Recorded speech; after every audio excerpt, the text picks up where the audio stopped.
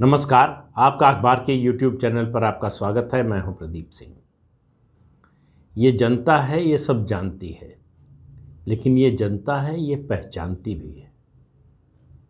13 महीने किसानों के नाम पर एक आंदोलन चला। कहाँ है वो, कहाँ गए? उस आंदोलन के टुकड़े हजार हुए, कोई यहाँ गिरा, कोई वहाँ गिरा। तो राकेश टिकैत गांव लौट गए हैं अपने। योगेंद्र यादव जी अभी नया रोज़गार तलाश रहे हैं। और वैसे उनके लिए और राकेश टिकैत के लिए रोज़गार का एक अवसर पैदा हो गया है। और उनको अगर उनके जो भी शुभचिंतक हैं उनको सलाह देनी चाहिए कि बड़ा अच्छा मौका है। कनाडा की राजधानी ओटावा में वहाँ भी ऐसा ही आंदोलन चल रहा है और वहाँ उन्हीं के टेम्पलेट पर काम हो रहा है। उसी तरह से सड़कें जाम की गई, उसी तरह से संसद को घेरा गया है, बॉर्डर सील किया गया है, वहाँ राशन जुटाया जा रहा है, तेल जुटाया जा रहा है, खाने का सामान जुट रहा है, लंगर चल रहा है, सब कुछ वैसे ही हो रहा है। तो आंदोलन जीवियों के लिए क्या है, जहाँ रोज़गार मिले वहाँ जाना चाहिए। लेकिन मैं आज जो है कनाडा और ओटावा की बात नहीं करूँगा, मैं बात अपने देश की ही कर रहा हूँ। किसान आंदोलन के जितने तत्व थे, आप देखिए, जो मकसद था वो मकसद सिर्फ और सिर्फ भारत और प्रधानमंत्री नरेंद्र मोदी के विरुद्ध एक नैरेटिव खड़ा करने का था। वो एक ग्लोबल, जो मैं इससे पहले भी आपसे कह चुका हूँ, एक जो ग्लोबल कॉन्स्पिरेसी है इस देश के खिलाफ, इस देश की सरकार के खिलाफ, प्रधानमंत्री के खिलाफ, उसका एक हिस्सा था। आज बहुत से लोग जो है उसको थोड़ा घुमा कर बोलते हैं। किसानों को जो है आप आतंकवादी कह रहे थे, आप खालिस्तानी कह रहे थे। कोई किसानों को आतंकवादी खालिस्तानी नहीं कह रहा था। खालिस्तानियों और आतंकवादियों को कहा जा रहा था खालिस्तानी और आतंकवादी, और वो जो हैं वही रहेंगे। और उनका देखिए आप, जनता डेमोक्रेसी जो है वो बहुत बड़ी लेवलर है। वो सबको अपनी औकात दिखा देती है। दरअसल ये सबसे बड़ी अदालत है दुनिया में। ऊपर वाले की अदालत को छोड़कर सबसे बड़ी अदालत है, जहां का फैसला कोई टाल नहीं सकता। तो उस अदालत में मुकदमा चल रहा है, सुनवाई पूरी होने वाली है, कई जगह हो गई है और फैसला आने वाला है, 10 मार्च को आएगा। लेकिन जिस दिशा में सुनवाई चल रही है उससे बड़ा स्पष्ट हो गया है कि फैसला क्या आने वाला है। उत्तर प्रदेश में टिकैत का जो हाल हुआ आप देख रहे हैं, हाल नहीं, दुर्दशा, कोई पूछने वाला नहीं है।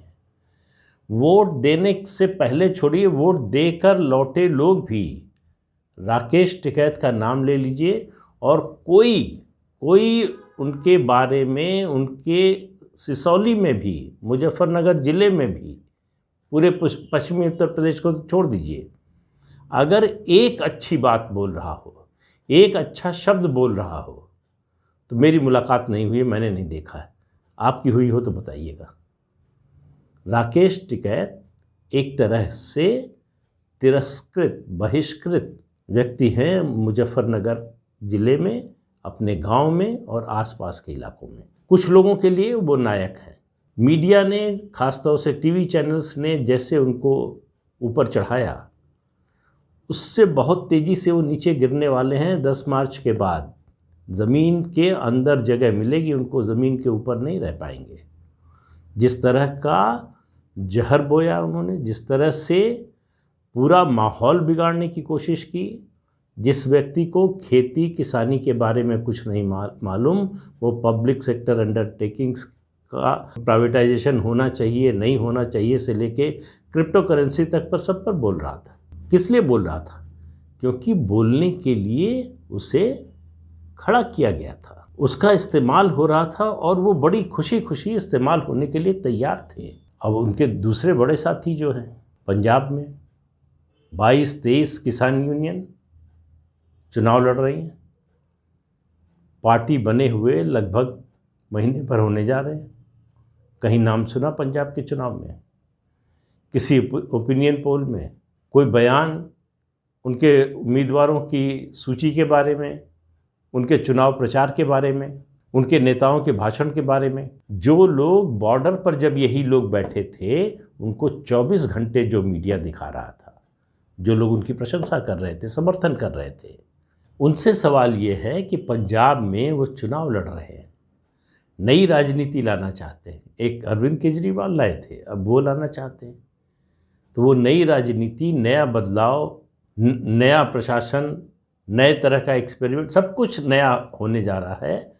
तो उनकी खबर क्यों नहीं ले रहे? क्यों नहीं बलबीर सिंह राजेवाल, गुरनाम सिंह चढ़ूनी, इन तमाम लोगों को क्यों नहीं दिखाया जा रहा? पंजाब में भी कोई पूछ रहा है क्या? पंजाब के मीडिया में भी कोई चर्चा आ रही है उनकी क्या? वो तो इतने बड़े हीरो थे, नायक थे, पूरे देश को एक कर दिया था। कहा जा रहा था कि किसानों ने पहली बार जो है सरकार को हिला दिया, सरकार को जो है झुका दिया।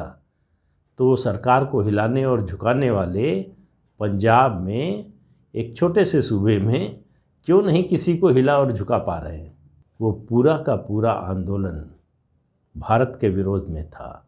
उस पैटर्न को देखिए आप, चाहे सीए की बात कर लीजिए, चाहे जो उसके बाद जो दूसरे आंदोलन हुए हैं उनकी बात कर लीजिए, और अब देखिए उसमें अगली कड़ी है हिजाब की। अब किसानों को कोई पूछने वाला नहीं। किसानों से मेरा मतलब है जो किसान यूनियन के नेता हैं। वो किसान यूनियन के नेता तो उनमें से ज़्यादातर आढ़तियों और बड़े किसानों के समर्थन में आए थे। उनका एक वेस्टेड इंटरेस्ट भी था। उनको अपनी सत्ता, अपनी सल्तनत भी बचानी थी। वो छोटे किसानों के लिए या किसानों की चिंता के लिए नहीं आए थे, ये बात कई बार कह चुका हूँ। लेकिन वो हिस्सा बन गए उस षड्यंत्र का जो देश के विरोध में जाता है। और आप देखिए सिख फॉर जस्टिस जो है वो हिजाब के आंदोलन का समर्थन कर रहा है। कनेक्शन देख लीजिए, लिंक वही है। आपको एक जैसा टेम्पलेट मिलेगा हर ऐसे आंदोलन में।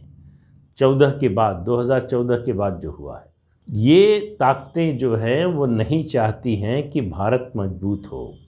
भारत में एक जो डिसाइसिव लीडरशिप आई है, एक जो स्ट्रॉन्ग विल पावर की लीडरशिप आई है, वो खोजने की कोशिश कर रहे थे कानून वापसी में मोदी सरकार की कमज़ोरी, मोदी की कमज़ोरी। उसका जवाब जनता दे रही है। आप पश्चिमी उत्तर प्रदेश घुमाइए, उत्तर प्रदेश के बाकी हिस्से घुमाइए जहाँ चुनाव हो रहे हैं, बाकी उत्तर प्रदेश के अलावा जो 4 राज्य हैं वहाँ घुमाइए, यहाँ तक कि पंजाब में घुमाइए, आपको किसान आंदोलन की बात करते हुए, चर्चा करते हुए शायद ही कोई मिले। तो 13 महीने तक चला आंदोलन। इतना बड़ा आंदोलन बताया जा रहा था कि जो देश की दिशा दशा बदल देगा। देश के इतिहास में इतना बड़ा आंदोलन नहीं हुआ, इतना सफल आंदोलन नहीं हुआ। तो उस आंदोलन को चलाने वाले कहाँ हैं? कौन पूछ रहा है उनको? इस पूरे आंदोलन की कलई इस देश की जनता ने उतार दिया। ये बता दिया है कि ये कितना खोखला आंदोलन था, और इसके पीछे जो लोग खड़े थे, जो राजनीतिक ताकतें खड़ी थी, उनको उससे ज़्यादा एक्सपोज किया है। ये बड़े दुर्भाग्य की बात है कि एक देश विरोधी अभियान में, एक देश के विरोध में चलने वाले षड्यंत्र में मेन स्ट्रीम पार्टीज शामिल हो जाएं। और अब तो मुझे जो है कांग्रेस पार्टी को मेन स्ट्रीम उस तरह से कहने में भी एक बार जो है मन में शंका उठती है कि कांग्रेस पार्टी क्या हो गई है। जो प्रधानमंत्री ने संसद में कहा कि ये अर्बन नक्सल्स का नेतृत्व इसने ले लिया है, ये टुकड़े टुकड़े गैंग की पार्टी हो गई है। देश की सबसे पुरानी पार्टी के लिए इस तरह से संसद में कहा जाए, और आपने देखा कांग्रेस पार्टी से कोई जवाब आया? कांग्रेस पार्टी सिमटकर भाई बहन की पार्टी रह गई। 5 राज्यों में चुनाव हो रहे हैं, और आप देखिए राहुल गांधी, प्रियंका वाड्रा, इन दोनों के अलावा कोई आपको चुनाव प्रचार करता हुआ कांग्रेस का कोई बड़ा नेता, राष्ट्रीय नेता जो सालों साल केंद्र में मंत्री रहे, मुख्यमंत्री रहे, वो कोई प्रचार करते हुए दिख रहे हैं? राजस्थान, छत्तीसगढ़, पंजाब में सरकार है कांग्रेस पार्टी की, उनके मुख्यमंत्री कहीं दिखाई दे रहे हैं? भूपेश बघेल शुरू में कुछ दिन उत्तर प्रदेश आए, उनको समझ में आ गया कि क्या है उत्तर प्रदेश में, तो उनको लगा कि अपना पैसा लगाएं, इतना समय लगाएं, उसका कोई नतीजा निकलने वाला नहीं है। अशोक गहलोत को कहीं निकलते हुए देखा आपने? चन्नी तो खैर खुद ही फंसे हुए हैं अपने ही चुनाव में। तो कुल मिलाकर ये जो आंदोलन था, ये इतनी जल्दी कोई आंदोलन इस तरह से एक्सपोज हुआ हो, और उसका असर और उसकी चर्चा इतनी जल्दी ख़त्म हो गई हो, मुझे नहीं लगता कि इससे पहले कोई आंदोलन हुआ होगा। देश में होने वाले हर ऐसे आंदोलन का कोई ना कोई राजनीतिक प्रभाव जरूर होता है, उसका असर होता है और कुछ समय तक तो रहता ही है। ये पहला आंदोलन है जो सबसे लंबे समय तक चला और उसका कोई राजनीतिक प्रभाव नहीं है। उन लोगों की चर्चा, जिस दिन आंदोलन ख़त्म हुआ, सीमा से ये लोग उठे दिल्ली के बॉर्डर्स से, उसके बाद से इनका कोई नाम लेवा नहीं। बहुत आश्चर्य होता है कि आखिर जो है 13 महीने तक ये राष्ट्रीय अंतर्राष्ट्रीय नायक थे, दुनिया भर से समर्थन आ रहा था, पैसा आ रहा था, कहाँ चला गया? मकसद पूरा हो गया। मकसद ये था कि सरकार को कटघरे में खड़ा करो, देश के विकास को रोको। कितने लाख करोड़ का नुकसान किया है इन 13 महीनों में इन आंदोलनकारियों ने, इसका कोई हिसाब है? क्या ये पैसा इनसे वसूलने की कोशिश नहीं होनी चाहिए? एक नई शुरुआत होनी चाहिए। अब आप इंतज़ार कीजिए। बाकी पंजाब के यूनियन के लोगों का तो मुझे नहीं मालूम है, उनका सारा दायरा सीमित है पंजाब तक। लेकिन ये 2 लोग, राकेश टिकैत और योगेंद्र यादव, कोई आश्चर्य नहीं है कि 10 मार्च के बाद, या हो सकता है उससे पहले भी, ये इस हिजाब वाले विवाद में आपको नज़र आए, देश को ज्ञान देते नज़र आए कि यह आंदोलन क्यों सही है, क्यों होना चाहिए और सरकार क्यों गलत है, बीजेपी क्यों गलत है। बीजेपी गलत हो सकती है, एक नहीं 100 बार हो सकती है, लेकिन मुद्दा तो ऐसा होना चाहिए जिससे समाज का, देश का भला होने वाला हो। अगर उससे नुकसान हो रहा तो ज़रूर विरोध करना चाहिए। तो ये जो विरोध के लिए विरोध है, ये जो विरोध की एक प्रोफेशनल टीम तैयार हो गई है देश में, इन सब लोगों के लिए। और ये केवल 2 लोगों की, इंडिविजुअल्स की बात नहीं कर रहा हूँ, एक माइंडसेट है, एक मनस्थिति है ऐसे लोगों की। उनसे नाम लीजिए मोदी का और उनके मुंह से गालियाँ निकलने लगेंगी। इसमें ऐसे बहुत से लोग हैं, बल्कि ज़्यादातर जो सबसे आगे हैं वो ऐसे लोग हैं जो पिछली सरकारों के लाभार्थी रहे हैं। मोदी ने ही नहीं लाभार्थी वर्ग बनाया, कांग्रेस ने भी लाभार्थी वर्ग बनाया था, और उसके लाभार्थी वर्ग जो है आज तक उसके प्रति लॉयल है, ये तो बात माननी पड़ेगी। उनके अंदर छटपटाहट है कि किसी तरह से कांग्रेस आगे बढ़े, कांग्रेस का भला हो, कांग्रेस सत्ता में लौटे। अब तो प्रधानमंत्री कह रहे हैं कि 100 साल सत्ता में नहीं लौटने की ठान ली है कांग्रेस पार्टी ने, और उसके रवैये से ऐसा ही लगता है। तो ये जो किसानों के नाम पर आंदोलन था, इसका अंतिम संस्कार 10 मार्च को हो जाएगा।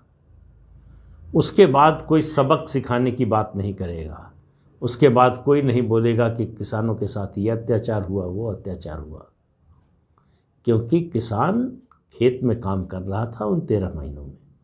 वो देश की पैदावार बढ़ा रहा था, वो देश के विकास में योगदान कर रहा था। जिनके पास कोई काम नहीं था वो दिल्ली के बॉर्डर पर बैठे हुए थे, और उन लोगों को ही जवाब मिलेगा इन 5 राज्यों के चुनाव के नतीजों के साथ। एक पुरानी कविता है जिसको अमिताभ बच्चन ने गाया है, एक रहें वीर एक रहें फत्ते। तो ये जो आंदोलन के वीर और फत्ते हैं, इनके उड़ गए हैं परखच्चे। तो 10 मार्च के बाद इनको नए ठिकाने की, नए आंदोलन की, नई टोपी की ज़रूरत होगी। तो अभी से टोपी जो है वो सिलवा लेनी चाहिए, क्योंकि उस पर लिखवाना भी पड़ता है ना, किसके साथ, किस आंदोलन का नाम तो कुछ होगा ना जिसमें शामिल होंगे। तो 10 मार्च तक का इंतज़ार कीजिए। अब ये असंभव नहीं होगा कि अगर उससे पहले हो जाए, लेकिन 10 मार्च के बाद तो पक्का है, क्योंकि झटका इतना जोर का लगेगा कि उसके बाद जो है मानसिक संतुलन बिगड़ना बड़ा लाजमी है। तो इंतज़ार कीजिए 10 मार्च का। तो आज के अंक में इतना ही, अगले अंक में फिर मिलेंगे किसी नए मुद्दे के साथ। तब तक के लिए इजाज़त दीजिए, नमस्कार। आपसे अनुरोध है, ये चैनल देखिए, शेयर कीजिए, लाइक कीजिए और सब्सक्राइब ज़रूर कीजिए। नमस्कार।